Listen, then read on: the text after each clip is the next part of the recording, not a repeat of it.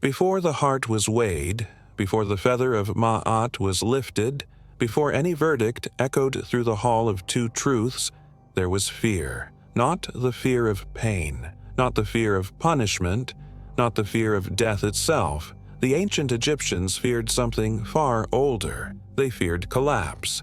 They believed chaos existed before creation, before the sun rose, before the gods took form, before names were spoken. Chaos was not evil. It was instability. Creation was not victory. It was containment. The universe, in their view, was never safe. It was held together by constant effort, by repetition, by structure, by vigilance. Ma'at, order, balance, truth, was not a moral idea. It was a force that resisted collapse, and resistance required maintenance. This belief shaped everything: the way they ruled, the way they built, the way they wrote, the way they buried their dead, because death was not the end of life. It was the moment where structure was tested most severely. Life could tolerate disorder. Death could not. A living person could recover from chaos. A dead one could not. That is why death demanded preparation. The Egyptians did not imagine the afterlife as a reward waiting patiently. They imagined it as a system already in motion, a system that did not pause, a system that did not adapt, a system that did not care who you were. It only cared if you were ready. This is where Anubis appears, not as a god of endings, but as a guardian of thresholds. He did not rule the dead. He regulated passage. He stood at the most dangerous moment of existence, the moment where identity risked dissolving, between breath and silence, between form and memory, between presence and erasure. To the Egyptians, identity was fragile. A person was not a single thing. They were an arrangement: name, body, heart, shadow, spirit. Death threatened to scatter these elements. If they scattered, the individual collapsed, not morally, structurally. Anubis existed to prevent that collapse. He did not comfort the dead, he did not judge them, he stabilized them. Preparation was not kindness, it was engineering. The rituals were repetitive because repetition reinforced structure. The words were repeated because memory resisted chaos. The gestures were precise because precision delayed collapse. Improvisation was forbidden because chaos entered through inconsistency. The Egyptians understood something modern minds resist. Systems do not forgive errors. They only respond to structure. That is why fear surrounded death, not fear of suffering, fear of failing the process. To fail meant not to be punished. It meant not to continue. Erasure was worse than pain. Oblivion was worse than torment. To be forgotten was to be destroyed completely. This is why names were carved everywhere, why they were spoken endlessly, why memory was sacred. Memory was survival. And Anubis stood where memory could fail, silent, exact, unmoving. He did not ask who you were. He did not ask what you believed. He verified readiness. And only those who passed preparation were allowed to face judgment. Everything else disappeared into chaos. This was the cosmology of fear that shaped Egypt, not fear of gods, fear of collapse. And from that fear, a system was built. Anubis was its first instrument. Before Anubis was worshipped, he was required. Before temples carried his image, before priests spoke his name, before myths wrapped him in story, there was a function that had to exist. The ancient Egyptians did not create gods first and then assign them roles. They recognized forces, needs, and failures. And from those necessities, gods emerged. Anubis was one of the oldest of these necessities. He appears before the solar order fully stabilized, before kingship became divine, before judgment was formalized. This tells us something crucial. Anubis was not born from belief. He was born from risk.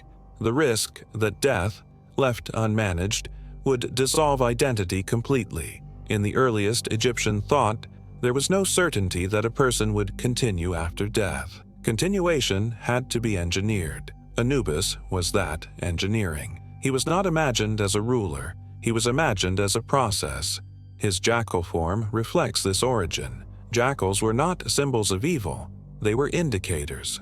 They appeared where bodies lay unprotected, where boundaries had failed, where decay had begun. Anubis took that association and inverted it. He did not represent decay. He prevented it. He stood where vulnerability was highest and imposed order. This is why Anubis never behaves like other gods.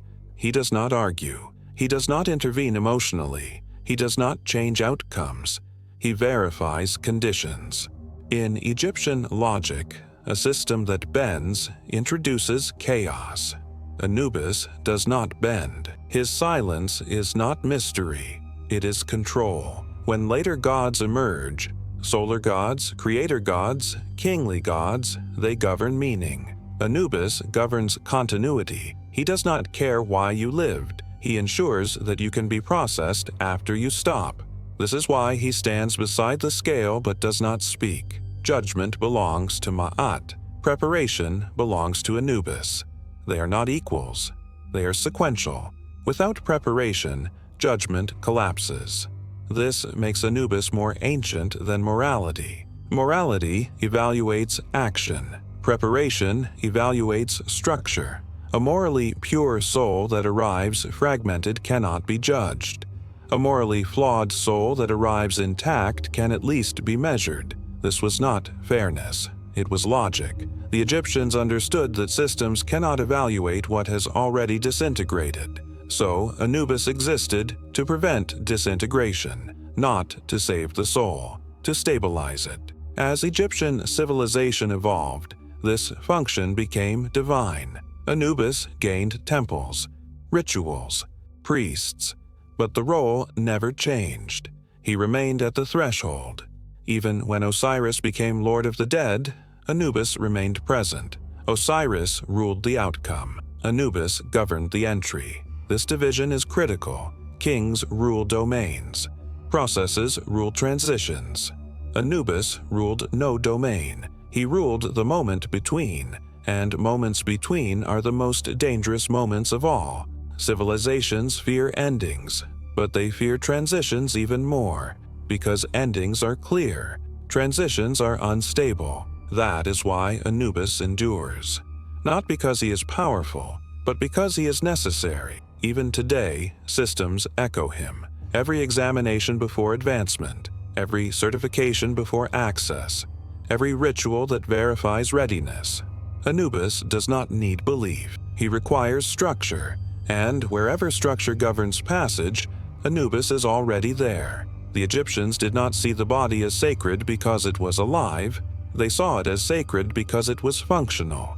To them, the body was not the self, but it was the interface through which the self could remain coherent after death. A soul without a body did not ascend.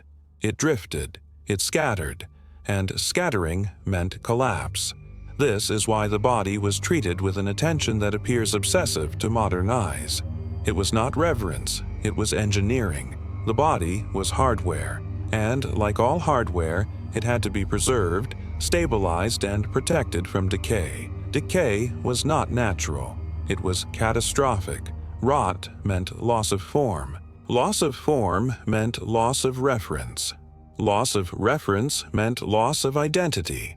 The Egyptians understood identity as something that required anchors. The living had many. The dead had few. The preserved body was the strongest anchor available. This is why embalming followed strict sequence. Water cleansed chaos. Salt dried instability. Resin sealed order. Linen did not merely wrap, it structured.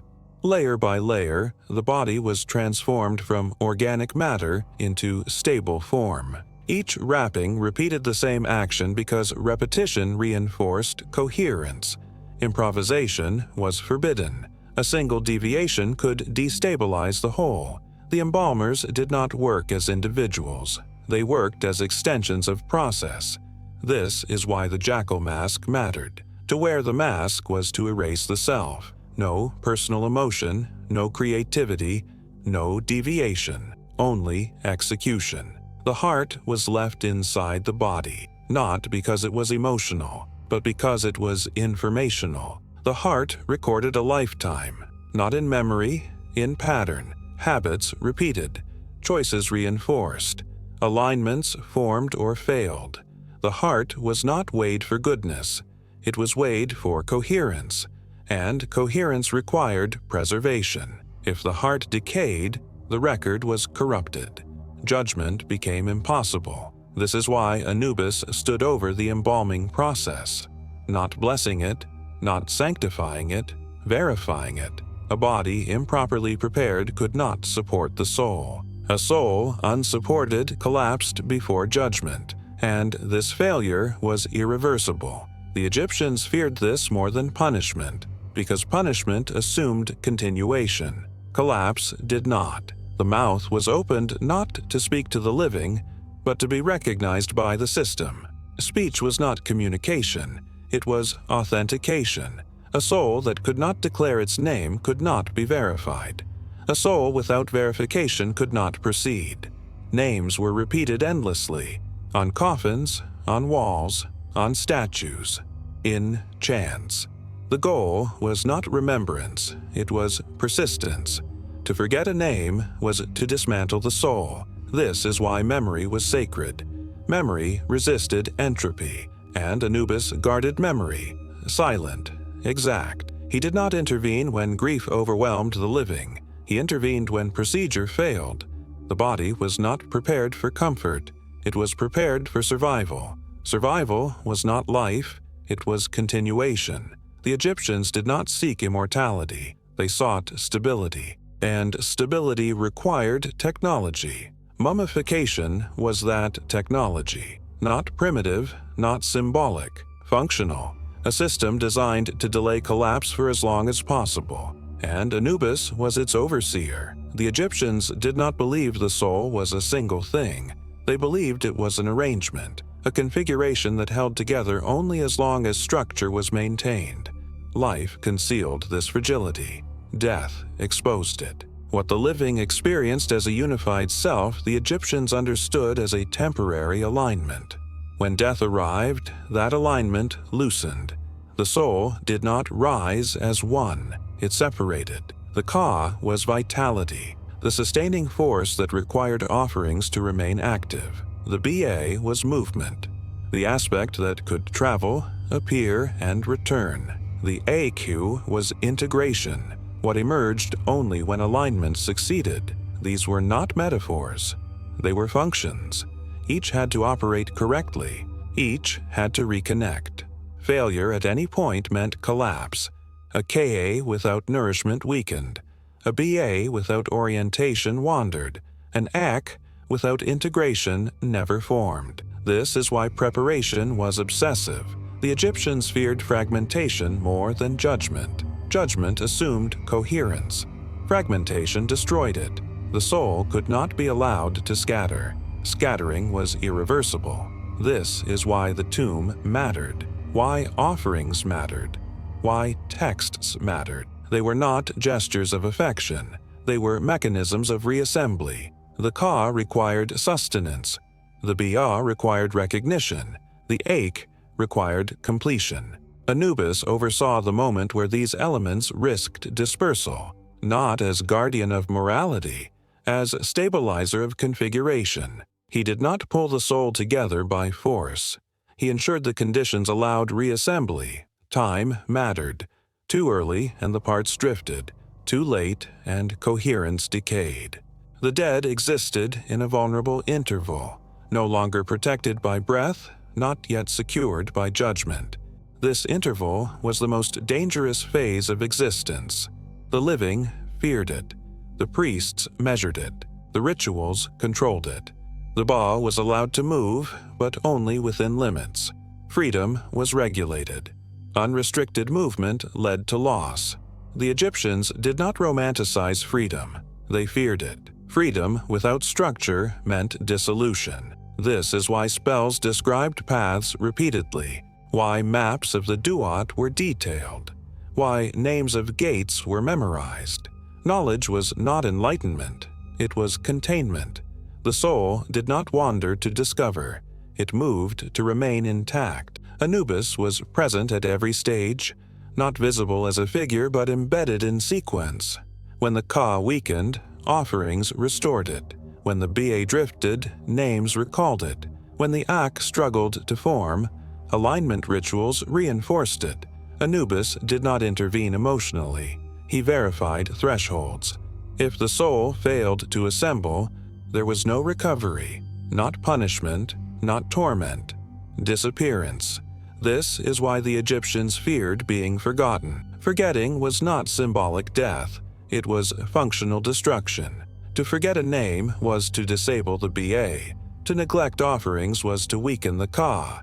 To interrupt ritual was to prevent the Ak from forming. Collapse did not scream, it faded, and Anubis watched the fading, not with cruelty, with precision. Because precision was the only defense against entropy. The soul did not survive because it was loved. It survived because it was maintained. Maintenance was sacred, and Anubis was its guardian. The duat was never imagined as a realm of punishment. It was imagined as a system, a space designed to verify readiness. To the Egyptians, the duat was not chaos. It was controlled complexity, a sequence of passages, gates arranged in order, guardians positioned with purpose. Nothing there existed to frighten randomly, nothing attacked without reason. Every obstacle was a checkpoint. Each gate required a name. Each guardian demanded recognition. Each passage tested stability. Knowledge was not wisdom, it was authorization. To know a name was not to understand it. It was to be permitted to proceed. This is why funerary texts are repetitive, why lists of names appear again and again, why maps of the duat are detailed and precise. They are not stories. They are manuals. The soul was not wandering through mystery. It was moving through verification. The Egyptians believed that morality could be debated. Readiness could not. A soul that arrived virtuous but ignorant could not proceed. A soul that arrived imperfect but prepared could be measured. The duat did not ask who you were. It asked if you were configured correctly. Each gate tested continuity. Could the soul hold its form? Could it remember its name? Could it recognize order? Failure was not dramatic. It was silent. A soul that failed did not scream. It did not burn. It simply dissolved. This dissolution was feared more than judgment. Judgment assumed survival. Dissolution erased it. Anubis was embedded in the duat's logic, not walking beside the soul, but present in the structure itself. His authority was not localized. It was systemic. Wherever sequence mattered, Anubis was present. The duat did not forgive improvisation. A wrong name halted movement. A forgotten word broke alignment. A misstep destabilized the soul. The system did not adapt. Adaptation introduced chaos. This is why the Egyptians practiced rituals during life. Life was rehearsal. The soul learned paths before it needed them. The duat was not meant to be explored. It was meant to be passed, and passing required readiness. Fear in the duat was expected. Fear sharpened awareness. Anubis did not remove fear, he regulated it. Too much fear shattered coherence. Too little bred carelessness. The soul had to move with precision, not fast, not slow, aligned. The duat was not endless, it filtered. Only those who remained stable reached the hall of two truths. Only those who reached the hall were allowed to face judgment. The rest disappeared into silence. Not condemned, not punished, unprocessed. This is why Anubis mattered. Not as a guide through danger, but as the principle that danger was ordered. The duat did not test morality. It tested integration, and integration was the only path forward. Judgment was not a spectacle. It was not drama. It was not persuasion. It was inevitability. When the soul reached the hall of two truths, nothing new was decided. Everything had already been determined by preparation. The scale did not ask questions. It did not listen to explanations. It did not accept defense. It revealed alignment. The heart was placed on the balance, not as an organ, but as a record of repetition, of patterns reinforced over time, of coherence maintained or lost. Opposite the heart rested the feather of Ma'at, not light because it was gentle, light because it was exact. Ma'at did not accuse. She did not forgive. She existed. The scale responded only to stability. If the heart aligned, the balance settled. If it did not, the balance refused equilibrium. There was no argument. Judgment was not moral evaluation. It was structural confirmation. This is where Amit waited, not as a monster, as a function, part lion, part crocodile, part hippopotamus.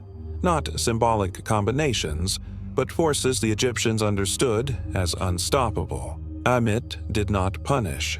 She resolved. A heart that could not integrate could not persist. Consumption was not cruelty. It was removal. A structure that could not hold order was returned to chaos. This fate terrified the Egyptians more than pain. Pain assumed experience. Erasure removed experience itself. To be consumed by Amit was to be forgotten by the system. No Ka to receive offerings. No Ba to return. No Ak to emerge. Not suffering. Absence. This is why preparation mattered more than virtue. A morally upright soul, unprepared, never reached judgment.